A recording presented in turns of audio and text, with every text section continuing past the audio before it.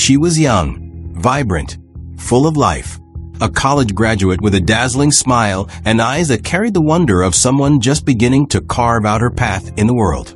On the night of March 23, 1998, Amy Lynn Bradley danced on the upper deck of a cruise ship sailing through the Caribbean. Laughter echoed across the waves. Music played. Lights shimmered over dark waters. And just hours later, she was gone, vanished, without a trace. No scream, no splash, no struggle anyone would admit to seeing. Just silence and questions. This is not a tale of fiction. It's not a movie. It's not a campfire ghost story designed to spook you into checking under your bed. This is real. A real woman. A real ship. A real family who never got to say goodbye. Over the next 2 hours, we're going to unravel the terrifying mystery of Amy Lynn Bradley's disappearance. We'll trace every step of her last known movements. Dive into the chilling sightings across island brothels and shadowy clubs. We'll meet the family that's refused to give up hope, even when the world moved on.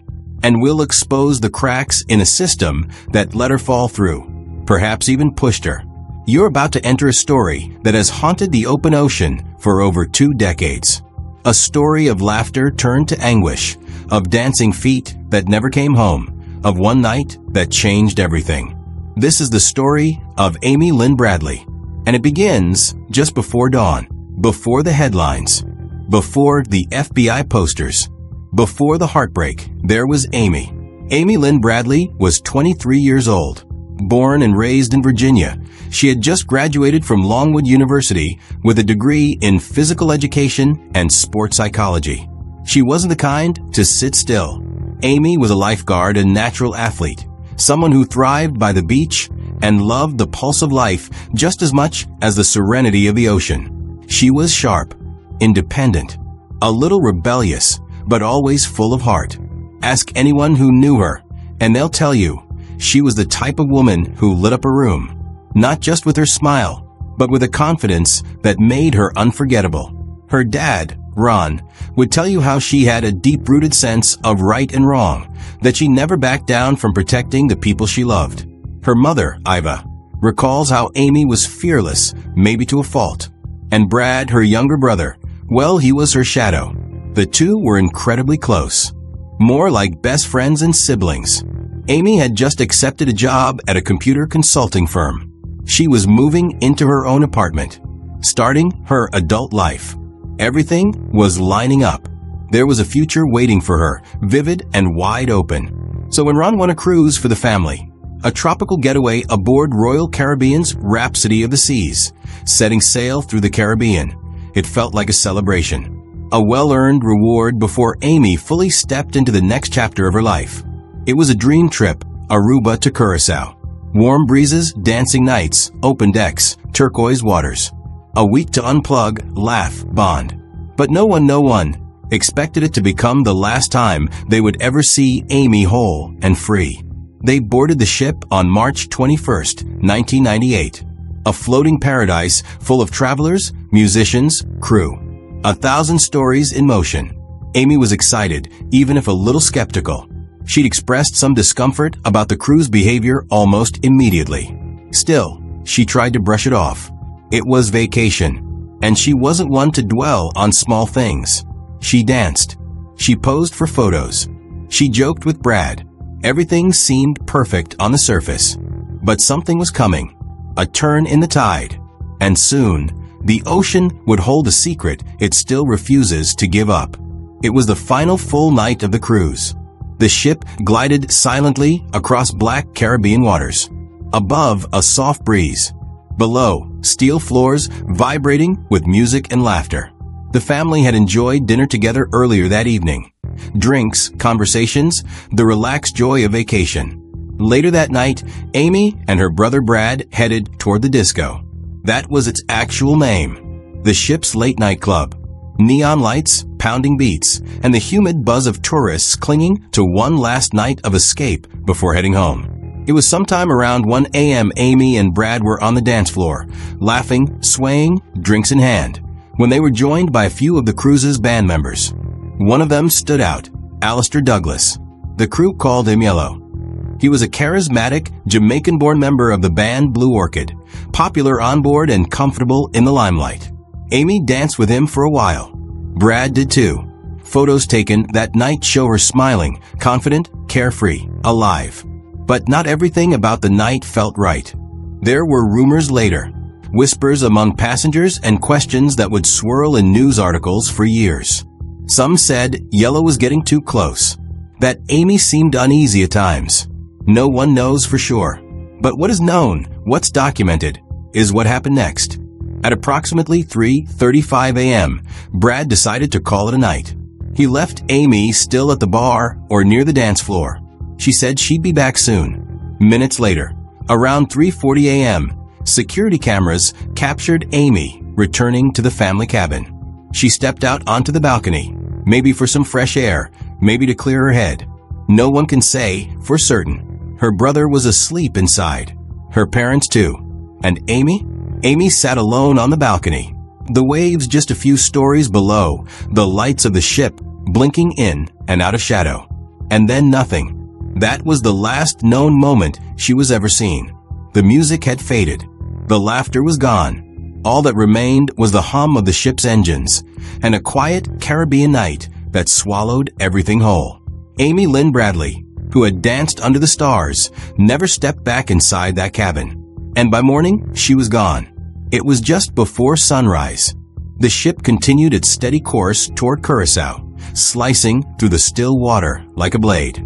Inside cabin 2059, Amy's father stirred. Ron Bradley, half asleep, stepped quietly toward the balcony. It was around 5:15, maybe 5:30 in the morning. He paused. Amy was there, stretched out on the balcony lounge chair, her long legs curled, still wearing the clothes from the night before. She looked peaceful, safe. He didn't want to wake her.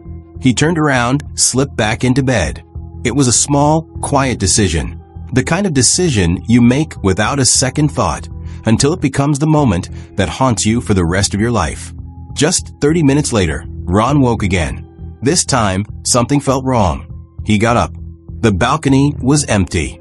The chair where Amy had been was bare. No sign of her shoes. No sign of her cigarettes. Her lighter gone. Her room key missing. And Amy vanished. He checked the bathroom, the hallway. Nothing. Panic started to swell in his chest. He shook Iva awake. Amy's gone. The look in Iva's eyes changed instantly. Not confusion, not annoyance, but fear. That primal, maternal instinct that something was deeply, terribly wrong. Brad woke up. They split up, racing through the ship, down the hallways, onto the decks, into dining rooms and lounges. Ron searched the gym. Brad ran to the pool. Iva checked every floor. Nothing.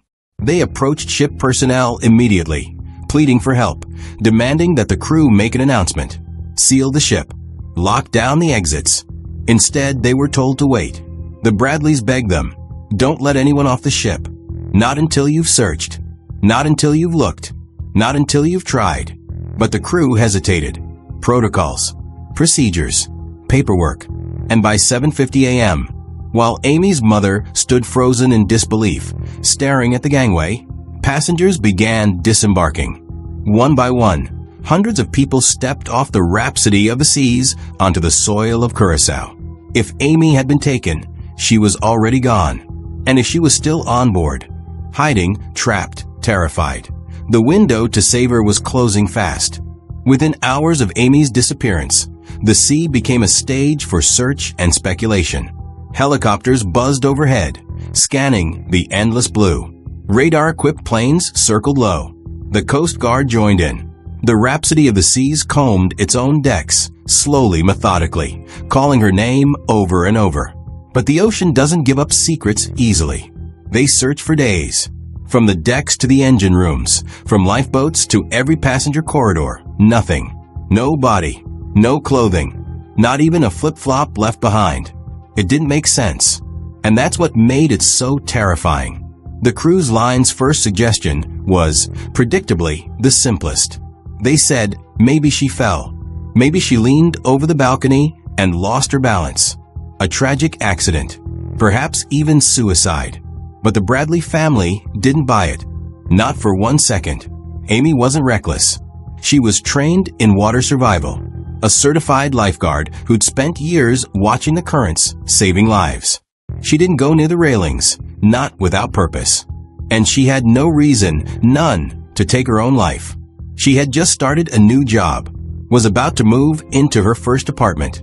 She was excited about the future.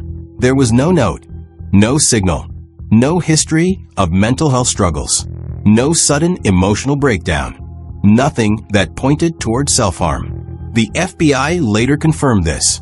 In their own words, there is no evidence to suggest she fell overboard, was pushed, or committed suicide.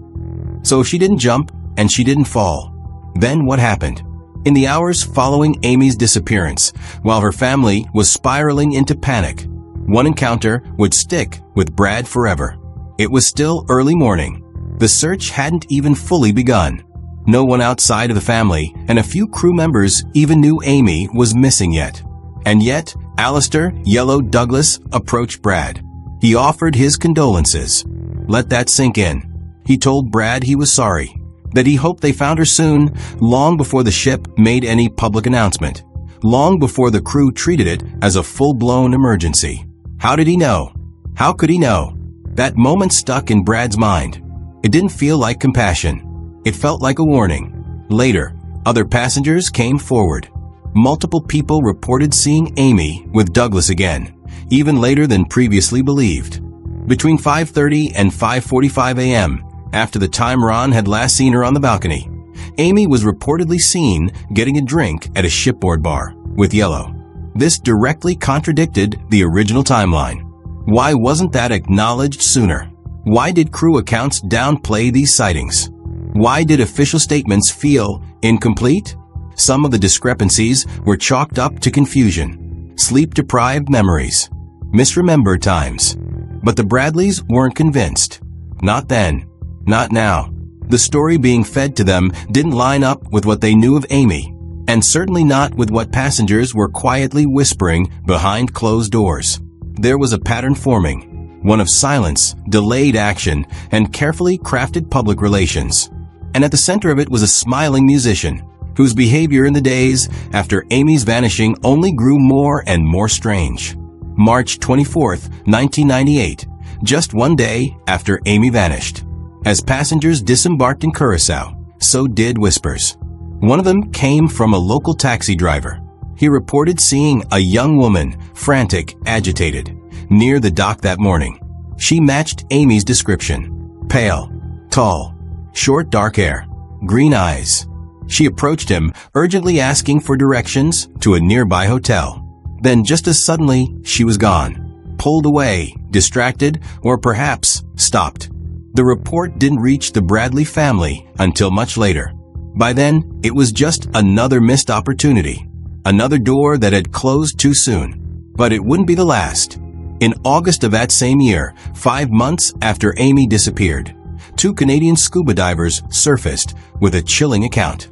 They had been diving off the beach at Playa Porto Marie, just west of Willemstad, Curacao. As they emerged from the water, they saw something, or rather, someone that shook them.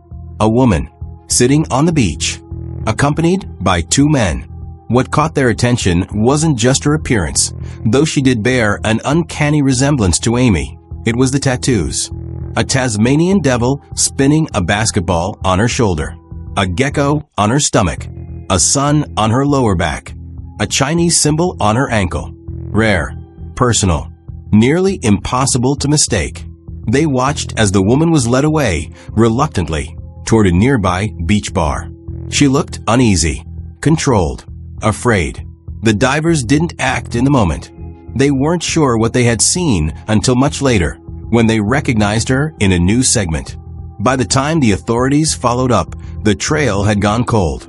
And for Ron and Iva Bradley, who flew back to Curacao multiple times, chasing every lead, it was a heart-wrenching reenactment of what could have been, what might still be. They stood on that same beach. They looked out over those same waters, wondering if their daughter had been right there, so close, watching, hoping, waiting.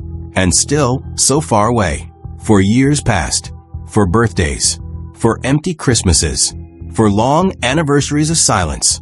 Then in 2002, a phone call. A U.S. Navy petty officer named Eric Hefner stepped forward with something that shattered everything the Bradley family thought they knew about Amy's fate.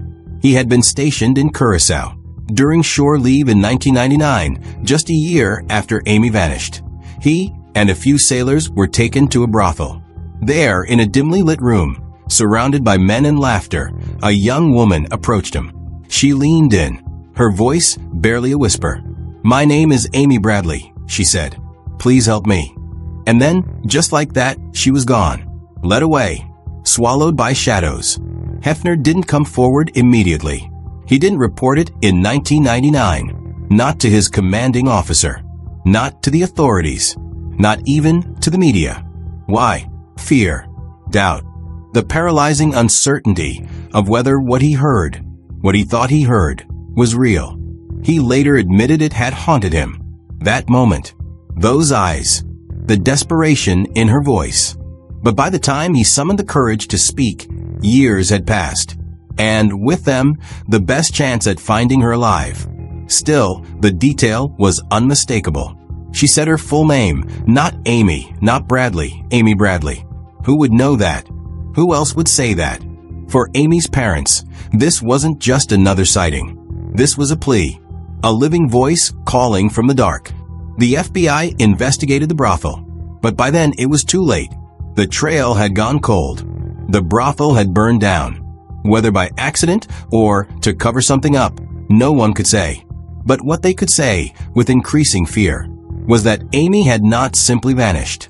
She may have been taken, trapped, sold into something far more sinister than anyone had wanted to believe. Human trafficking. It was a word that came up more and more as the years passed, as the pieces began to form a shape. And that shape looked nothing like an accident, and everything like a crime. By the year 2000, the Bradleys were exhausted, emotionally, physically, spiritually. 2 years had passed since Amy vanished. 2 years of dead ends, whispers, and aching silence. But also 2 years of tireless effort, of press appearances, witness interviews, and letters to anyone who would listen. The family made a decision. They were going to hold someone accountable. They filed a lawsuit against Royal Caribbean Cruises. Their claim was simple: negligence. That the cruise line failed to take Amy's disappearance seriously. That they delayed reporting it. That they allowed passengers and possibly perpetrators to disembark before a proper search was conducted. That their daughter's life may have been lost in those precious early hours of inaction. But the legal system didn't see it the same way. In 2000, the case was dismissed. Another door slammed shut. Another institution turned its back. And then, if you can believe it, things got worse.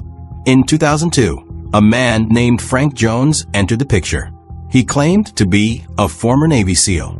He told the Bradleys that he had contacts in the Caribbean underworld, that he knew exactly where Amy was, that she was being held in a guarded compound in Curacao. He even gave them coded updates, said his team had eyes on her, said they could extract her for a price. Over months, Ron and Iva drained their savings. They handed Jones over $200,000, all in the hope that they were finally bringing their daughter home. Jones even sent them proof. A woman's voice on the phone, descriptions of Amy's tattoos. It was just convincing enough to feel real, until it wasn't. The entire operation was a lie. There were no SEALs, no compound, no mission. Frank Jones was a con artist, a fraud, a man who preyed on desperate parents and sold them hope wrapped in deception. He was eventually caught and sentenced for mail fraud, but the damage had already been done, and the Bradleys, already drowning in grief, were now sinking in betrayal too. They had trusted, they had believed, they had allowed themselves to hope, only to watch it shatter again. By 2005, the world had mostly moved on. Amy's story was no longer headline news. Time had eroded the urgency, but not for her family. For Ron, Iva, and Brad Bradley, every day still revolved around one burning question. Where is Amy? Then came a phone call. It was a producer from the Dr. Phil show. They had received something, a series of images from an anonymous source. Screenshots taken from a now-defunct adult website based overseas. The woman in the photographs went by the name Jazz. But to the Bradleys, it was unmistakable. The piercing green eyes, the structure of her jaw, the tattoos, the expression, part defiance, part despair. It looked like Amy. The show aired the images. Viewers watched in stunned silence. Could this really be her? The FBI got involved. They ran forensic comparisons, but they stopped short of declaring it a match. Too many variables.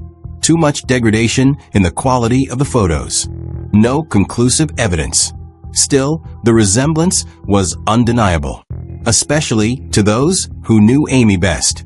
Iva said it was like staring into a nightmare, seeing her daughter in those photos, not just alive, but trapped, degraded, used. But then came a twist that sent shivers down the spine. In 2025, Netflix released a gripping docuseries, Amy Bradley is Missing. In it, investigators unearthed a detail buried beneath years of digital dust. Website traffic logs, server records. And there, hidden in the back end of that same adult site, they discovered something chilling. Access logs, unique visitors, that traced directly to the Bradley family's computer. On Amy's birthdays, on the anniversary of her disappearance, someone or something had been watching the Bradleys as they mourned. Was it a breadcrumb? A cry for help? A taunt? No one knows for sure. But in a case defined by vanishing trails and elusive answers, this was different. It was data, cold, concrete, and deeply disturbing. Because for the first time in years, it didn't just suggest that Amy might be alive. It suggested she might have been right there on the other side of the screen, reaching out from the void. The years passed, but Amy Bradley's name never fully disappeared. She resurfaced again and again, not in person, but in whispers, shadows, flashbulb glimpses across oceans. In 2003, a witness in San Francisco came forward. She had been watching a street musician perform when she noticed a woman nearby, pale, cautious, with two men flanking her closely. What caught her attention wasn't the woman's presence. It was the fear in her eyes. The woman tried to approach her, as if wanting to say something, needing to, before being abruptly pulled away by one of the men. Later, she saw a news segment on missing persons. When Amy's face flashed across the screen, she stopped cold. That was her. The FBI released composite sketches based on the sighting. But as with every other clue in this case, it arrived too late, and with no way to follow up. Then came 2005. Judy Maurer, a Canadian woman vacationing in Barbados, stepped into a restroom in a department store. Inside was another woman, disheveled, visibly distressed, and flanked by three men. Judy would later say the woman looked terrified. She tried to strike up a conversation, but the woman didn't respond. Not at first. Only when Judy was alone with her for a fleeting second did the woman turn, lean in, and say, "My name is Amy." Judy barely had time to react before the men re-entered the restroom and quickly ushered the woman away. No time to question. No time to intervene.